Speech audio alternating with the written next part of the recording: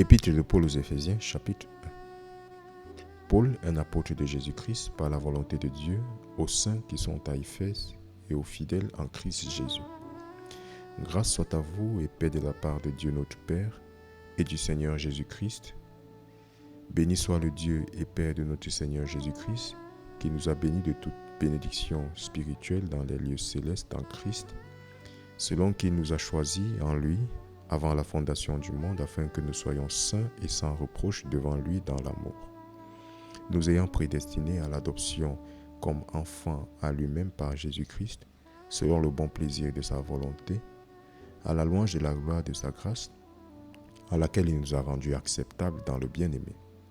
en qui nous avons la rédemption par le moyen de son sang,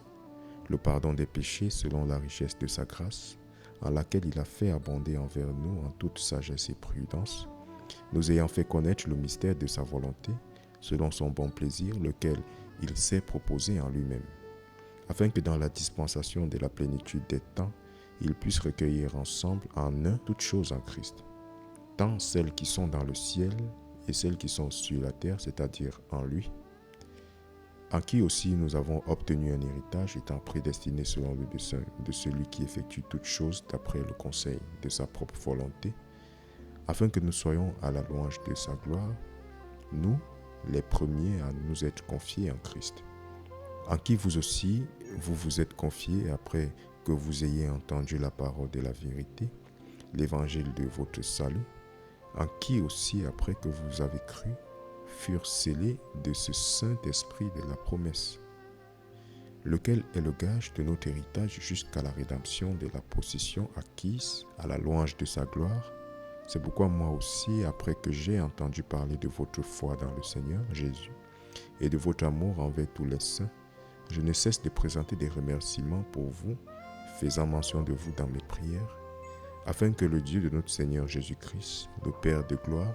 puisse vous donner l'esprit de sagesse et de révélation dans la connaissance de celui-ci. Que les yeux de votre compréhension soient éclairés, afin que vous puissiez connaître quelle est l'espérance de sa vocation, et quelle richesse de la gloire de son héritage dans les saints, et quelle est l'excessive grandeur de son pouvoir envers nous qui croyons, selon l'efficacité de son puissant pouvoir, lequel il effectua en Christ lorsqu'il le ressuscita d'entre les morts, et le plaça dans sa propre main droite dans les lieux célestes, bien au-dessus de toute principauté et pouvoir et puissance et domination, et de tout nom qui est nommé, non seulement dans ce monde, mais aussi dans celui qui est à venir.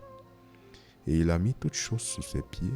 et l'a donné pour être la tête sur toutes choses à l'Église, laquelle est son corps, la plénitude de celui qui remplit tout en tous.